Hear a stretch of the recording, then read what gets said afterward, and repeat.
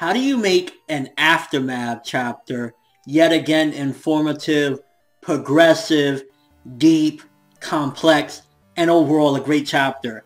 Tokyo Ghoul, man. Tokyo Ghoul rewrite now. You're making an aftermath chapter. And after the epic part chapter, great.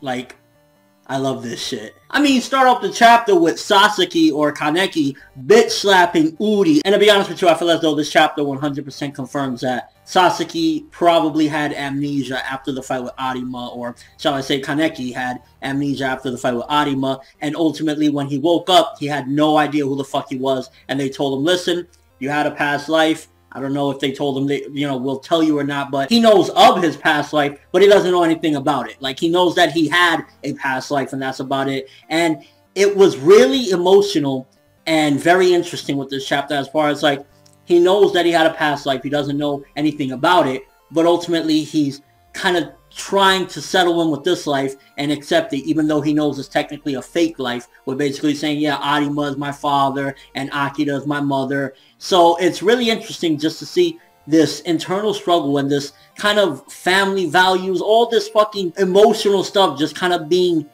twisted and turned. And in all honesty, it just felt like really deep stuff as far as this character goes, because he's basically making an adoptive family out of this lie, although he knows that there's something before this, but he's probably too scared to look at what it is. Beginning of this chapter yet again confirms Urie is a pile of shit. In all honesty, Urie, I really want some character development for him, not to become necessarily a good guy for life, but ultimately he needs to stop being this worthless bag of shit. The fact that he said, Sasaki, you're a ghoul, it upset so many people. So you could definitely see that not only they're like, no, you treat him with respect. You treat him like a human. He's not a ghoul. When Shirazu just flips out. When normally Shirazu's like a clown. He's like a chill person. But for even him to flip out and immediately go for a fucking kick to Urie, you know that they don't respect that. And Urie's a piece of shit. I hope Urie gets some major character development at some point. But as it stands right now, fuck Urie. Urie can eat a dick. He's just really power hungry. He's an asshole. And he pretty much wants Sasaki's job. If he had Sasaki's job, he would be a hell of a lot happier. So, yeah.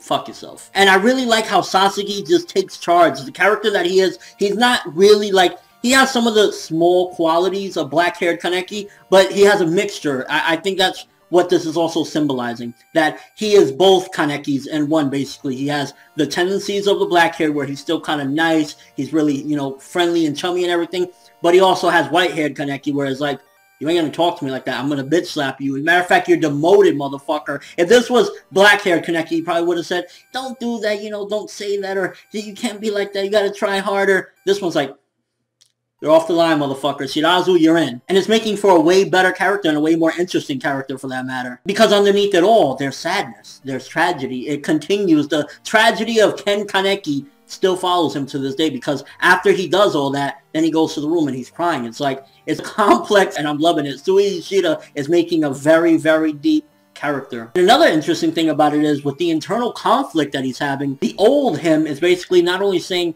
give me, your body and everything, he's saying, give me back my body. So in a sense, the old Kaneki is fighting for his existence. Now, the way this has been set up, I don't know if we'll ever get rid of Sasaki completely. I honestly think it's going to be on some Yu-Gi-Oh shit where it's like, you have Yugi and the Pharaoh, and basically Kaneki is the Pharaoh, and maybe every now and then he'll take over, but I don't think that Sasaki Heist is ever going to completely leave. I think, in all honesty, Ken Kaneki is going to be there, and time again maybe even get control of his body, but I think this story is going to end with Sasaki Heist. I don't think Ken Kaneki will truly ever, my personal opinion, I don't think he'll truly ever leave. And to be honest with you, I felt bad for Sasaki Heist, and I know I'm almost differentiating the two, but you have to at this point, because you got to see that this is the new life he's made. He built a lot in the past 2 years. He's established a lot of relationships. He's done a lot for himself, and it's almost as if it's two different people now. So while we love Ken Kaneki, ultimately, I don't want to completely see Sasaki Heist leave either, which is very weird. And if they somehow become one, it would still technically be weird, because it'd be like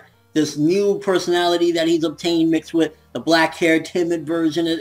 In all honesty, I think Sasaki Heist will be through and through who he will ultimately be in the end. And the little conversation he had with Arima, kind of just talking about him being family and everything, you could definitely see that Arima is keeping a close eye on him to ultimately guide him in the right direction that he ultimately feels he'll be. And above all else, the crazy thing about it that makes this chapter so good and very interesting is that he knows it's make-believe, but he's willing to accept it because he's found some sort of serenity in all this. So I think that that's the best thing about it. And again, like, an aftermath chapter is going this deep and complex for a character and his mental state. Great shit right there. Also getting a little bit more foreshadowing of one of the other members of Sasaki's group. Apparently it's a Ni. I think it's supposed to be that blue-haired chick, the little blue-haired chick that we've seen in the cover of the magazine. I'm not 100% sure, but we're probably going to get one more personality in there. Maybe it'll be Tsundere, Bitchy, or something like that, I'm imagining. Or hopefully not the token loli. I hate the token loli. Please don't be a token loli, but I think it actually is a little girl, so hopefully it's not a token loli though, just saying. And then at the end of the chapter, we get the major thing that they raided Torso's home and they found out that it got attacked by Aogiri tree member SS rank Rabbit. So, and by the way, I'm pretty sure that's Black Mask Rabbit. That's Ayato. So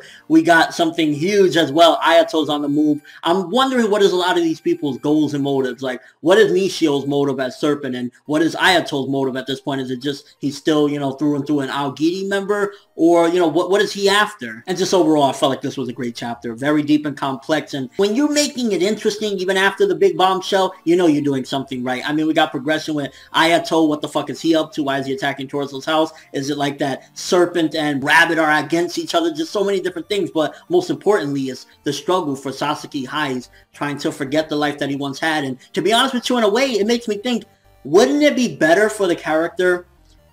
I mean, don't get me wrong, we all want the real Kaneki back. I think we all want Kaneki Ken to come back, but wouldn't it be better for him, realistically speaking, for him to stay at Sasaki Highs? Because think about it, all the pain that Kaneki's been through with his mother, and he was miserable practically. Would that be really in his best interest to get that back? You gotta think about that. And yeah, I'm giving this one a 9 out of 10. This was a great chapter, really enjoyed it. Felt really deep and complex and just did a lot of different things to make you wonder about this character. It's like, yeah. Let me know what you thought of the chapter. What do you think about it? First of all, main and foremost, do you think it would be better for him to stay at Sasaki Highs, or do you think that he should get back his memories and become Ken Kaneki at some point? While I ideally would love that, you gotta think after this chapter, he's more happier now. And unless this happiness goes away to the point where it's like, what's the point of living this lie when it's already becoming shit, then maybe he can go back. And your overall thoughts of the chapter, great stuff, 9 out of 10. But that's all I have for this review. Thanks for watching. Hope you enjoyed. If you liked anything I had to say or enjoyed the video, drop me a like. I'd greatly appreciate it. And if you haven't subscribed, if you could do so as well, that'd be awesome. I'm ForneverWorld, and as always, people, have an awesome day.